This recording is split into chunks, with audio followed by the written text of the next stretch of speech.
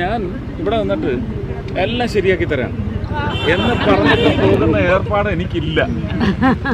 സാങ്കേതികമായിട്ട് 6 വർഷം രാജ്യസഭ ഫണ്ട് ഒരു MP-യുടെ ഫണ്ട് കൈകാര്യം ചെയ്തതിൻ്റെ പശ്ചാത്തലത്തിൽ ഞാൻ പറയുകയാണ്, ഒരു MP-ക്ക് ഈ റോഡ് ഒരു കാരണവശാലും പണിയാനുള്ള കാശ് കൊടുക്കാൻ ഒക്കത്തില്ല. ഇത് ചെയ്യാം. ഇങ്ങനെയുള്ള ജനങ്ങളുടെ വ്യാകുലത അടങ്ങിയ വിഷയങ്ങൾ ഉന്നയിച്ചാൽ ചെയ്യാം.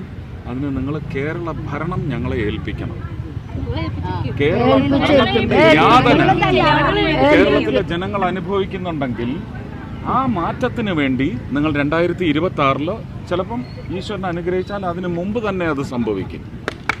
അങ്ങനെ വരുമ്പോൾ നിങ്ങൾ അതിനുള്ള തയ്യാറെടുപ്പ് ഇപ്പോഴേ നടത്തിക്കോളൂ. അതിൻ്റെ ആദ്യ പടിയാണിത്.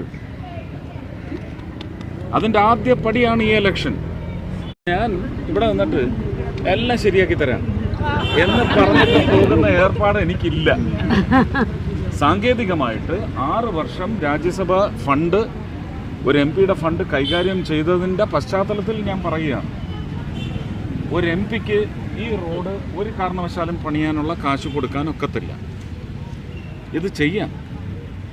ഇങ്ങനെയുള്ള ജനങ്ങളുടെ വ്യാകുലത അടങ്ങിയ വിഷയങ്ങൾ ഉന്നയിച്ചാൽ ചെയ്യാം. അതിന് നിങ്ങൾ കേരള ഭരണം ഞങ്ങളെ ഏൽപ്പിക്കണം. കേരള ഭരണത്തിന്റെ യാതന കേരളത്തിലെ ജനങ്ങൾ അനുഭവിക്കുന്നുണ്ടെങ്കിൽ ആ മാറ്റത്തിന് വേണ്ടി നിങ്ങൾ 2026 ചിലപ്പം ഈശ്വരനെ അനുഗ്രഹിച്ചാൽ അതിന് മുമ്പ് തന്നെ അത് സംഭവിക്കും.